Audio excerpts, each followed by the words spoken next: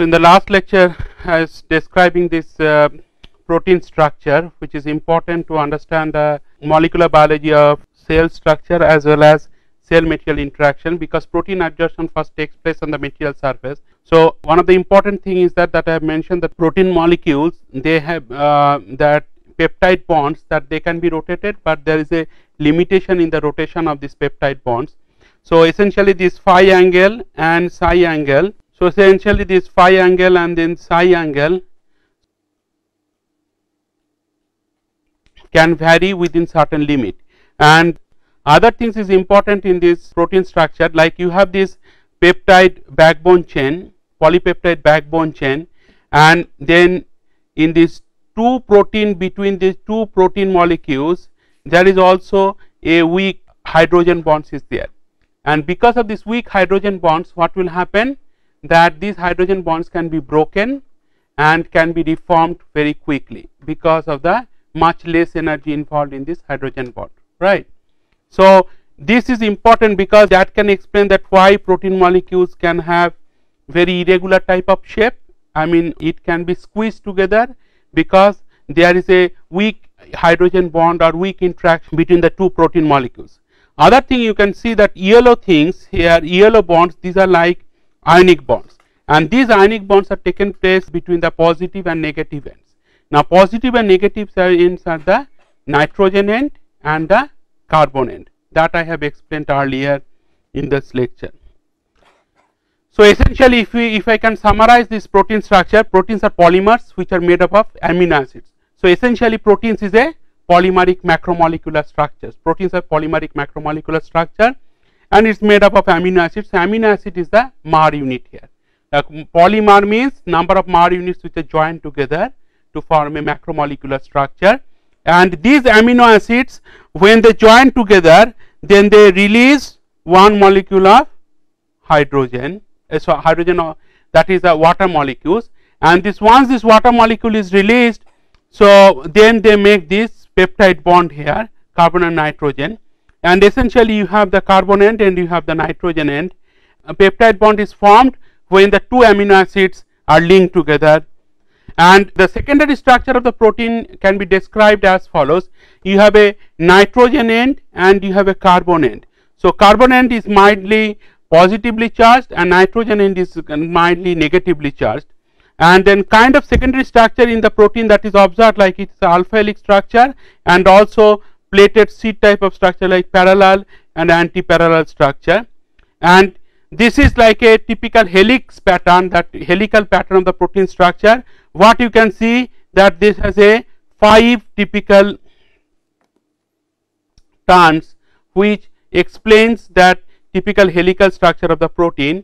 Now, what is important in this helical structure is that each turn is roughly 5.4 Armstrong, and 5.4 Armstrong multiplied by 5 means 27 Armstrong, and this angle, that turn, that angle between the two consecutive turns, it is around 26 degree. So, it is a very well made and it is a very kind of well organized kind of structure, and then this distance is kind of 5.1 Armstrong. So, you have this 27 Armstrong, that is the total length of the protein helical structure, and this 5.4 Armstrong is the length of the each turn, and 26 degree is the angle between the two consecutive turns. So, this structure of the protein molecular structure, it is important, and this kind of basic fundamentals all the students must have, so that they can understand that how the protein molecules can be squeezed or protein molecules can be transported from one cell to another cell, how the protein molecules can be transported from within the cell to the extracellular matrix. All those things can be possible. The one thing that I must emphasize here, that protein molecules, since it is a polymeric molecules and it is composed of carbon, hydrogen, oxygen, nitrogen, it is very lightweight. Okay. The other thing is that between the two protein molecules you have a hydrogen bond. So, if required, these hydrogen bonds can be broken. Okay. So, the two protein molecules can be dissociated from each other, and if required, these two protein molecules can come together and make an assembly. So, all these things are possible because of the characteristic structure and the bonds associated with the protein molecules. So I repeat here, like this is a two amino acids which are linked together, release one water molecules, then they form this kind of peptide structure, and there is a hydrogen bonds which are present between the two protein molecules. So these hydrogen bonds can be broken, so therefore two protein molecules can be separated and they can be transported from the cell to the outside extracellular matrix. And because of the characteristic bonding structure, that you can see that there is a flexibility, larger flexibility of the biological protein molecules. Can you see that it has a typical coiled like structure, like it can be squeezed, and you can see that it has a typical very irregular structure, and this has a many unstable conformations. That is one thing, and that is one stable folded conformation. Stable folded conformation means like how the protein molecules they exist in nature. It is like a stability means it is biologically stable structure. It is like a thermodynamically feasible reaction. So similarly, biological stable structure is what when proteins are in the extremely coiled form. It is not like a simple chain like forms. So that comes from the natural characteristics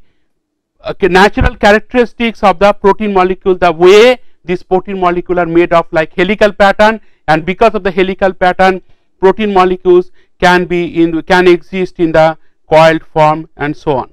So now you know that how the protein molecule they look like, what is the helical structure of the protein molecule, what is the typical dimension of the each turn, what is the angle between the two consecutive turns, and how and why the protein molecules are extremely flexible as a biological molecule, right?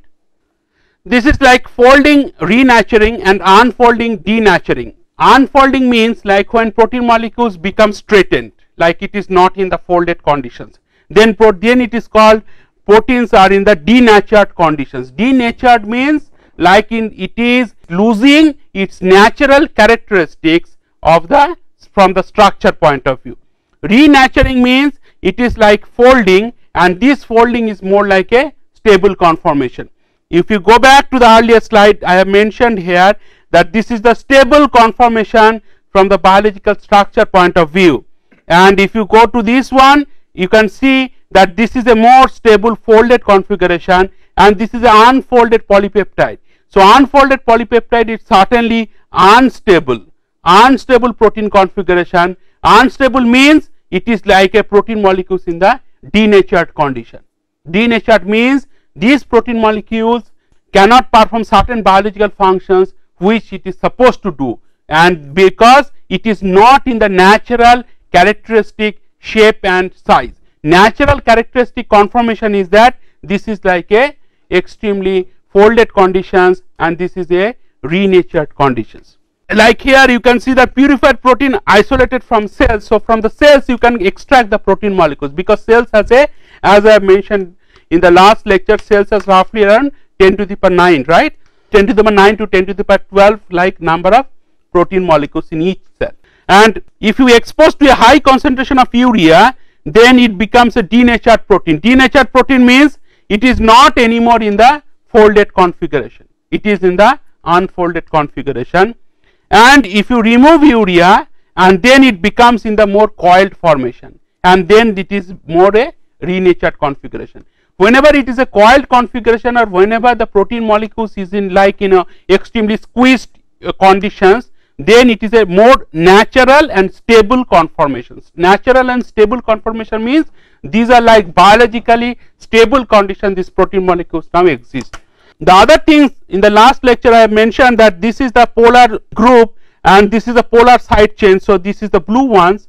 Now you remember in the original protein molecule composition I have mentioned that it can have R1, R2, R3, three different kind of side chains, and these R1, R2, R3 can contain either benzene ring or can be methyl or ethyl like simple hydrocarbon type of side chains. So different color essentially indicates the different type of side chains with different composition. Now hydrogen bonds in protein molecules, what you can see here, these red ones are the hydrogen bonds, red ones, whereas these yellow ones also the hydrogen bonds.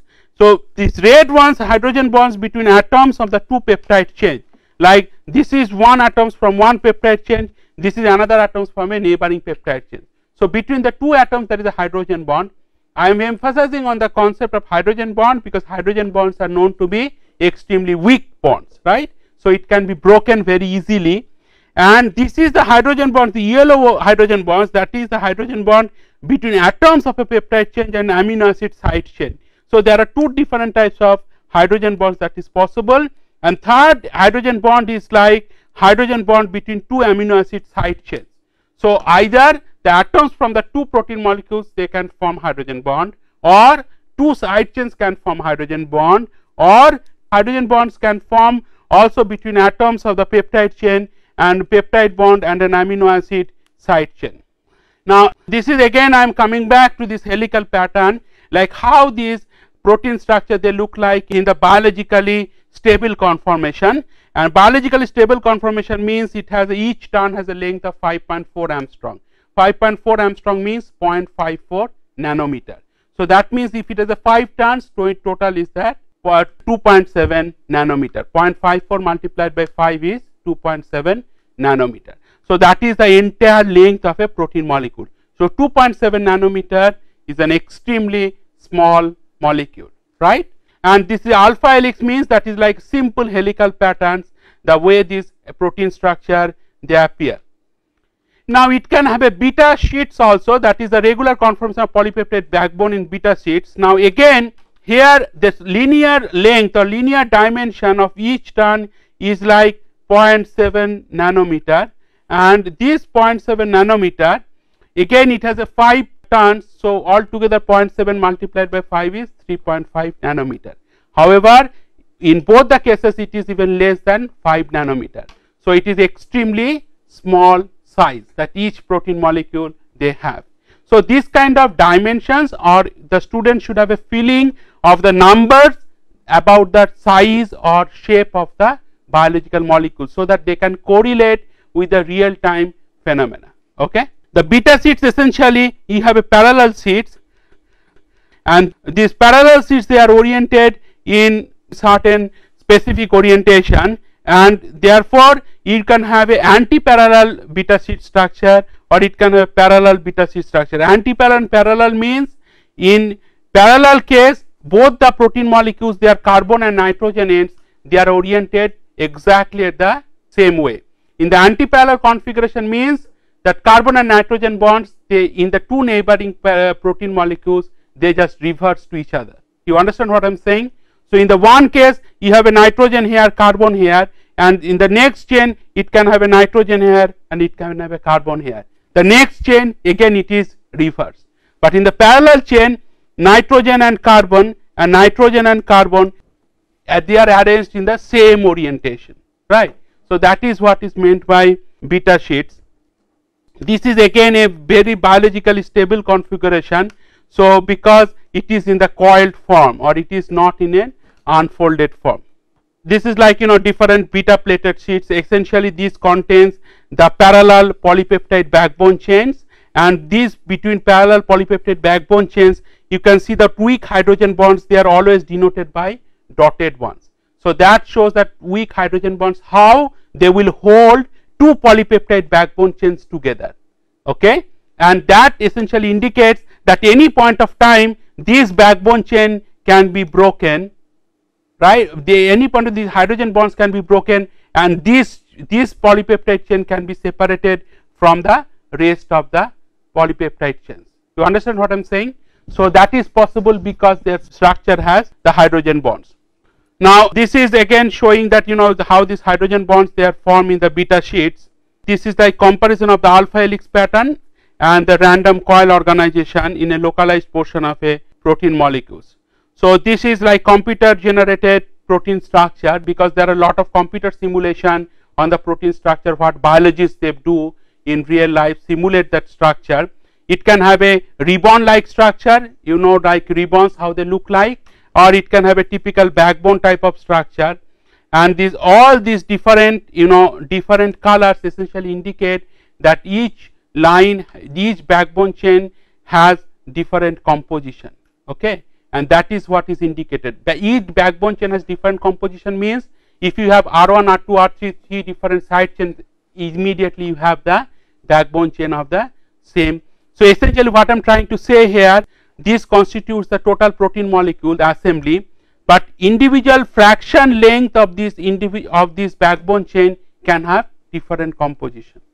So this is like quaternary structure of a protein. You can see that it is more like a how a snake they look like in the real life, right? So it is a more like snake like pattern, and then typical snake how they can squeeze them to fill up the space. If it is a very coil like patterns, then it can fill the space more optimally, but if this coil you can just straighten it, then it will be a very long molecular structure like a backbone type of structure, but then it does not occupy the 3-dimensional space as effectively like the way this coil like configuration they occupy 3-dimensional space.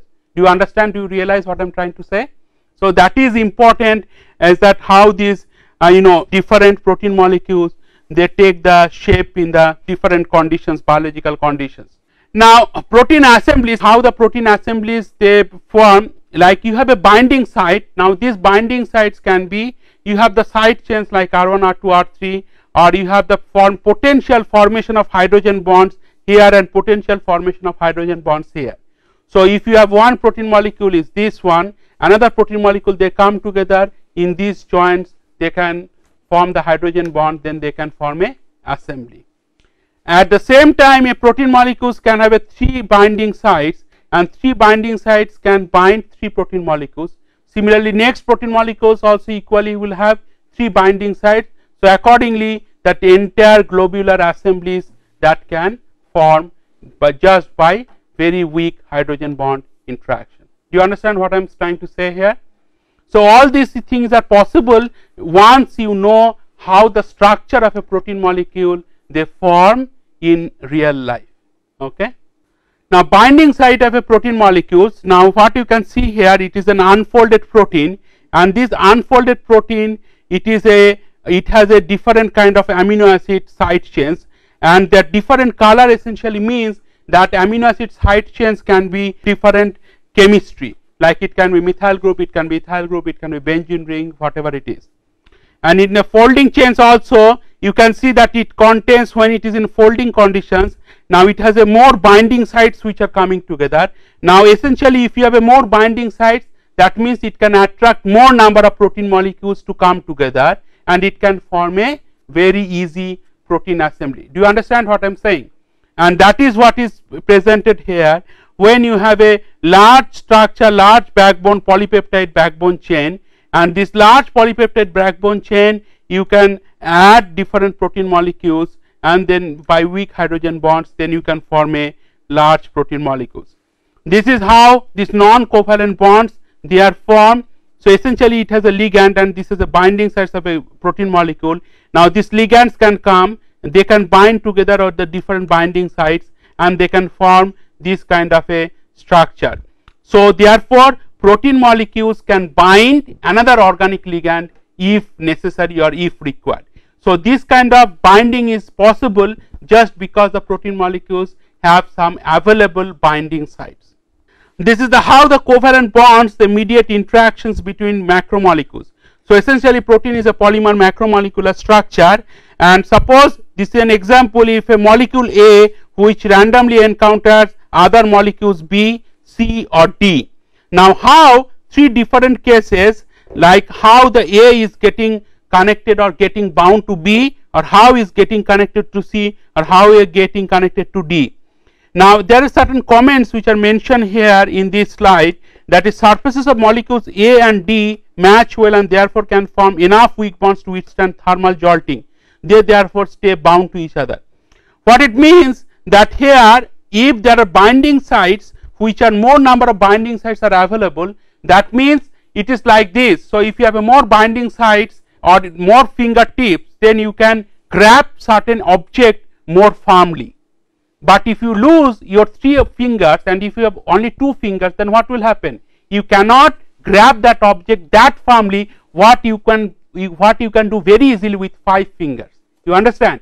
So similarly, if the protein molecules have the more binding sites, then they can firmly grip, although the same hydrogen bonds will again be available for the binding to this particular molecule, but since you have more binding sites available, so that binding would be more firm, or that binding will be more strong compared to the protein molecules which has less number of binding sites. So that is what we are trying to mention here. And when the binding is firm or binding is strong, then what will happen? Whatever thermal activation, or if you have some changes in the physiological environment inside the body, this assembly will never be destroyed. So they can remain stable because the binding is quite strong. Okay, next few slides I will discuss the cell material interaction. Essentially now you have got enough understanding of the how the collagen molecules they look like, how the protein structure they look like, and how you can characterize these protein structures both compositionally, size wise, morphologically, shape wise. Now protein molecules, as you know that it is like abundant in number in kind of in the body, and these protein molecules, what happens when a solid substrate or when a biomaterial, so this is a biomaterial. Now when a biomaterial is placed inside the body environment or in an in vivo environment or in a cell culture solution, then what will happen? This immediately within a few seconds, now you can see here these protein molecules of different shape here.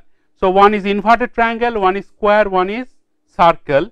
So essentially what I try to illustrate here, these different type of protein molecules in large number, they come and adhere on the solid surface, biomaterial surface. And these protein molecules is also supplied in the cell culture solution, right? Each cell culture solution you have a large number of protein molecules, and these protein molecules, once they adhere on the material surface, then they can easily interact with the cell surface proteins. Remember the membrane structure of the cell that I have described you earlier. This membrane has a double layer lipid bilayer structure, and this membrane also has a protein molecules. So these protein molecules, then they can attract or they can adhere or they can make physical contact with the protein molecules of different shape and size. It is like a tongue. You want to capture a object with a tongue, and this tongue is the cell surface proteins, and you have large number of protein molecules, they are available in the material surface. So within this tongue, these protein molecules can immediately get hooked or can immediately get attached. So this hooking, the physical hooking or physical attachment, that is more possible because of the cell surface proteins with the adsorbed protein molecules. So essentially cell will not directly interact with the biomaterial per se, but cell surface proteins. So it is essentially cell surface proteins which will interact with the adsorbed protein on the surface, and this is what is meant by cell surface interaction. So this is what happens at the initial stage of the cell material interaction, right? Now if you go on describing that how it happens, that entire cell adhesion. So initially cells have a very spherical like shape, right? Now once these proteins are getting absorbed, now you can understand this from the basic physical concepts. Now a cell or a molecule, they can adhere to the surface more if there is more surface is in contact with the another surface. So in order to have the more firm interaction between a cell and the material, what it happens, the spherical surface now becomes more distorted, so that more number of cell surface proteins can now get physically hooked to more number of surface absorbed proteins on the biomaterial surface. Now once it take place, then more cell spreading can take place, and as I have mentioned to you earlier, that cell, these lines essentially indicate cytoskeleton. So this is a part of the cytoskeleton like microtubules or the actin filaments or the intermediate filaments and so on of the cytoskeleton. Now these cytoskeletons are also essentially polymeric macromolecules, so they can be also easily stretched the way you want. So essentially to have more enhanced interaction between the cell surface proteins and the adsorbed proteins, the cell, there will be more cell surface receptors and more cell adhesion ligands, they will interact, and cytoskeletal reorganization will take place. Reorganization means like the cytoskeletal proteins, that actin filaments and microtubules, they can also reorganize themselves as the cells will spread on the material surface. So, this entire physical process can take place very easily within few 1 to 5 minutes of the implantation, or within 1 to 5 minutes of the putting the material on the cell surface. Now, this is, let us say, one type of cells. Let us say this is a fibroblast or osteoblast type of cells. Now, the theory says that one single cell they are getting attached to a material, then that information or that communication is sent to other cells also in the solution, and therefore that adhesion of one cell will essentially facilitate the adhesion of more number of cells from the solution to getting attracted or to get attached to the material surface, and therefore slowly more number of cells will get adhered to the material surface. So, this is what was meant by the cell spreading on the material surface. So, to summarize, first, protein molecules they get absorbed because they are much larger in numbers compared to the number of cells in the solution, and these protein molecules they will absorb on the material surface, and remember these protein molecules have a size of very small, like 2.7 nanometer. So, 2.7 nanometer, and if your samples are 10 millimeter in diameter, so large number of protein molecules can immediately adhere. Now, once this nanometer size protein molecules they are absorbed on the material surface, then they interact directly with the cell surface proteins. They are getting attracted, they are getting physically attached to each other, and in order to have more strong interaction between cell surface protein and absorbed proteins, now cell surface itself will undergo shape change, and this shape change is possible because, as I mentioned in the last lecture, cells have the unique properties that cells can adapt themselves, and these cells can adapt it themselves, and this cellular adaptation can cause change in size, change in shape, right, change in numbers and change in type. So, all these things is possible. So, one single cell type first they are adhered, then that will recruit the multiple cell types, and as a result the tissue will form on the material surface. So, this is the basic theory of the cell material interaction. Now, this is the cell cycle that I have already mentioned to you earlier. Now, dependence of the cell division on the cell shape and anchorage.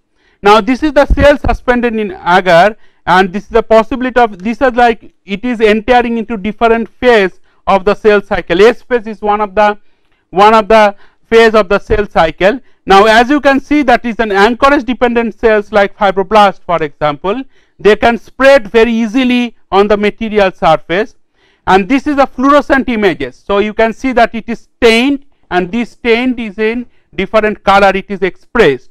So, after this staining you can see that how the cell division take place. Now, we can see this is a mother cell. Now, this mother cell is essentially is divided into two daughter cells, and two daughter cells are now separated, and you can see very vaguely that cytoskeletons which are kind of expanded to form the ECM, that is the extracellular matrix.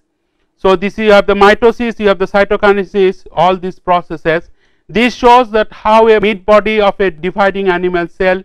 So, this is one daughter cells, this is another daughter cells. So, this is the connection which still exists.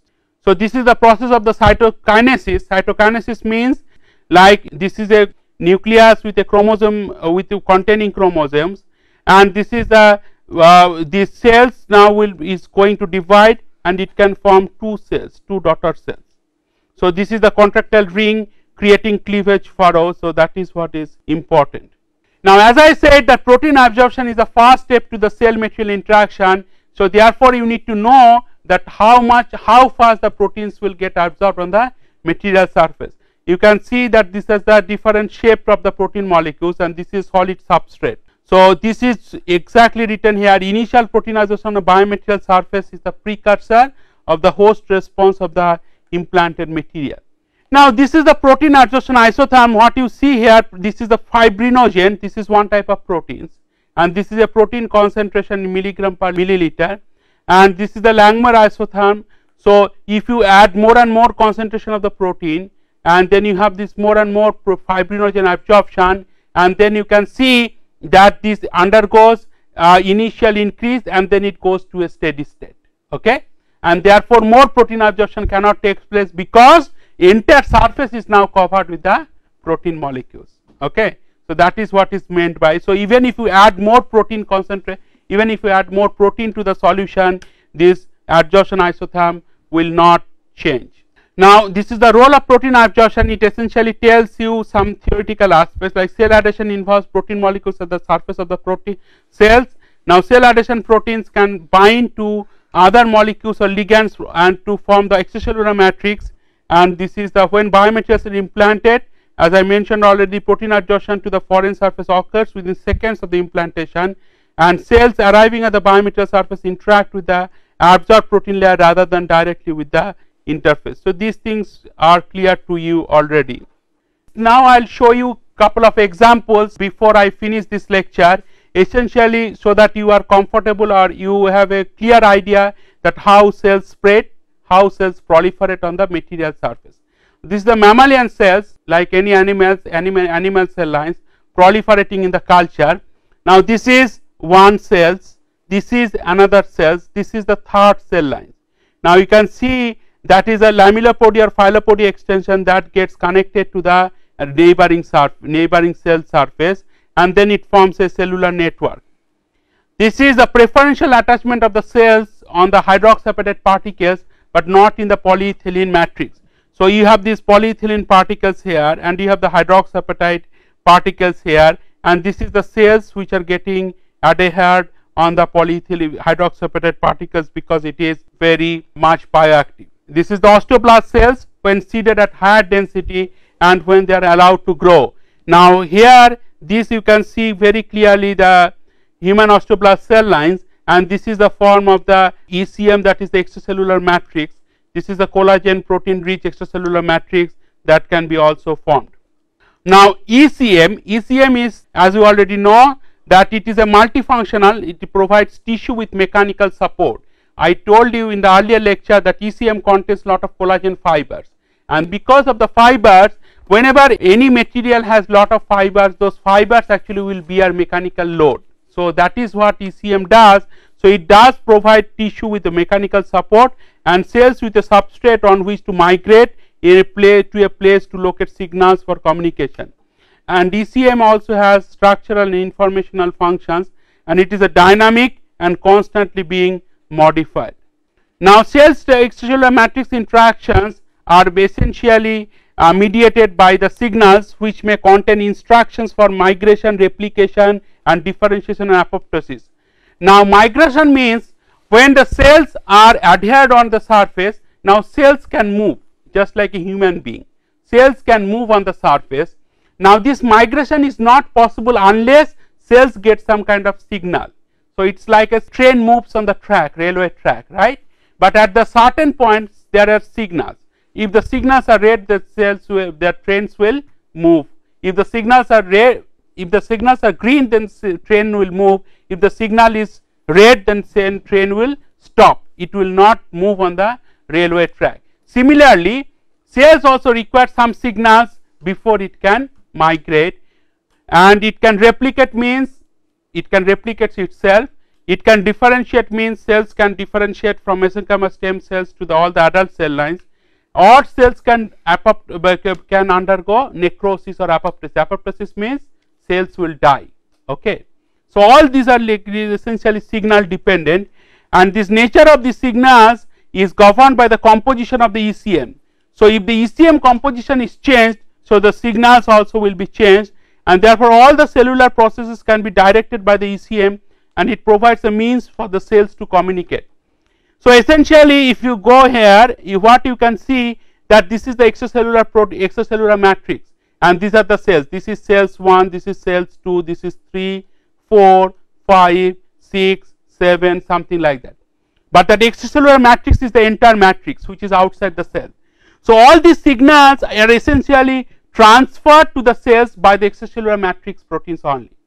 So therefore extracellular matrix has a much larger role to play. One is the mechanical support, and second one is the transfer the communication or transfer the signals to the adhered cells, so that cells can perform either migration or division or differentiation or apoptosis. So that is what is meant here, some theory which is mentioned here, that cellular fate processes, that means replication, differentiation or migration, these are all directed by the ECM, and therefore it provides a means for the cells to communicate, and the signals in the ECM are more stable and can be more specific and stronger than those delivered by diffusible growth processes. Now binding to the ECM, like how cells are bound to the extracellular matrix. Now cells bind to the extracellular matrix through integrins, that is a class of heterodimeric protein. So this integrin protein is essentially the protein which helps in the binding of the cells to the extracellular matrix. And three types of integrin based junctions are possible, that is that focal contacts, fibrillar contacts and hemidesmosomes, that is the three integrin based junctions which also facilitate the binding of the cells to extracellular matrix. Now focal contacts and fibrillar contacts are specialized adhesion complexes or assemblies of proteins observed commonly in vitro. So when you do the laboratory simulated environments, then normally you can see the focal contacts or fibrillar contacts. Focal contacts means it is like a focal contact proteins which helps just to bind the extracellular matrix to the protein at the specific location, and that is the responsibility of the focal contacts.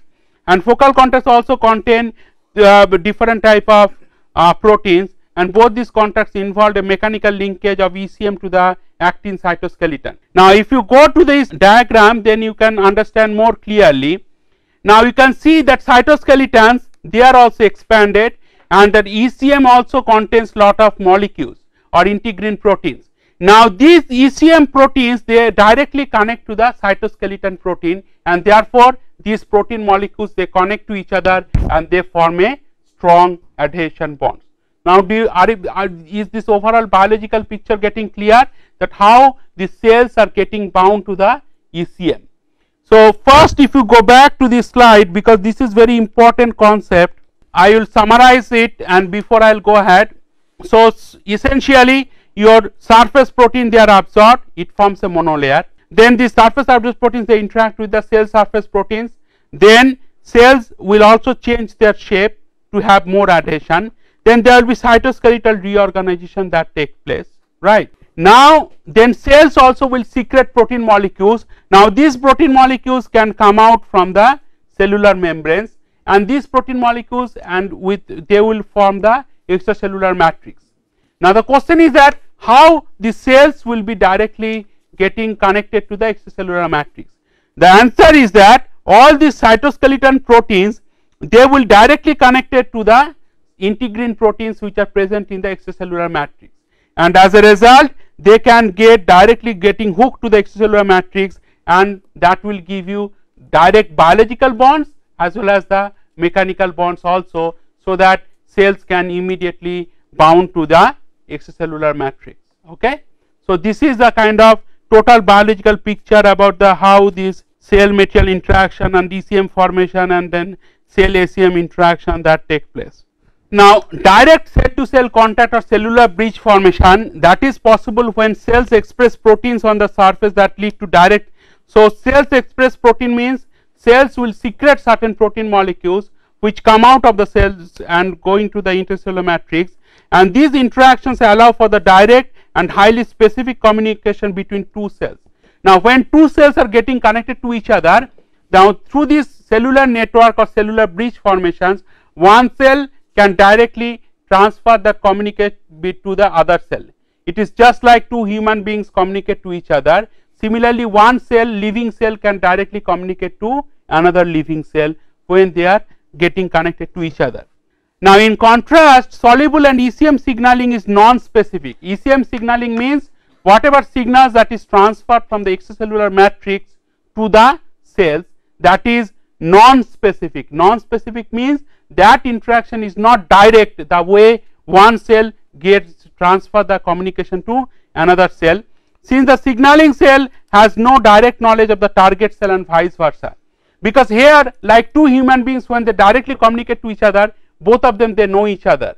But when you send the signal to the extracellular matrix, you don't know whether where the signal will reach, what is your target cell, right? So that therefore it is a non-specific interaction, whereas cell to cell communication is a direct specific interaction. The other things is that cell to cell signaling molecules come in two principal forms, those that allow mechanical contact between two cells and those that form junctions between cells through which molecules can be passed directly from one cell to the another. Now these junctions, when there is a direct link from one cell to another, then that is very easy for the molecules or protein molecules to get transferred from one cell to another cell. Otherwise protein molecules have to form some vesicles, they have to get out of the cell surface, going to the extracellular matrix, they will be transported to another cell. So that process can be, that long process can be cut short if the one cell is directly bound to another cell. Now there are four kinds of cell to cell junctions. One is the tight junctions that form an impenetrable barrier by effectively fusing adjacent cell membranes together. Then there is a belt desmosomes or adherence junction that form a circumferential belt or adhesion. Then there is spot welds between the cell membranes, is just like a spot welding process. Then there is a gap junctions that form a hollow channel between adjacent cells and allow the passage of small cytoplasmic molecules. Let us see how they look like. Now tight junctions is the number one, so it is like a very tight mechanically and both biologically.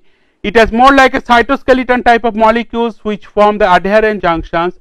Then gap junction is this is the type of gap junctions here, and there are certain molecules which are expressed from the cells and these are called cell adhesion molecules, and these cell adhesion molecules in short they are known as CAMs, like cadherin. Now cadherin is the cell adhesion molecules. Then you have also homophilic interactions and you have also heterophilic interactions, like fibronectin is a kind of proteins which are connected to integrins, and also there are other type of proteins which is a calcium Ca+2 binding sites. So Ca+2 binding sites, that is the calcium ion binding sites, and you have the more calcium ion binding sites means that helps in the biomineralization process also. Now a few minutes back I was mentioning about that extracellular matrix composition is also important in terms of transferring the signals or communication to establish communication between two cells. If the extracellular matrix molecules they are composition they change, then the transfer of signals process also change. Now what are the different types of Ecm molecules? One is the fibronectin, that is a protein, and these proteins also there is a fibrillar collagen, there is a laminin type of proteins, and there is a type 4 collagen. So all these different types of collagen essentially means you have different side groups, and these side groups they change in different types of collagen. This is like different types of extracellular matrix molecules. Now what happens and how this extracellular matrix they interact with the cell, this is what has been shown here. Now orientation of the cytoskeleton in cell 1 for example, now orients the assembly of the secreted extracellular matrix molecules in the vicinity. Now how it is done, like this is the cell, living cell, and you have a nucleus, you have extracellular matrix this is a cytoskeleton, and you have the extracellular matrix proteins, they are oriented in the neighborhood. Now what will happen when these other cells, this is the 2, 3, 4, 5 4 different cells, and these different cells, as you can see the cytoskeletons, they are oriented not parallel to the extracellular matrix proteins, right? They are oriented in different directions. Now what will happen, how this extracellular matrix will actually interact with these proteins, unless these bonds are formed between the cytoskeleton proteins with the extracellular matrix molecules, that cells will not be bound to the ECM.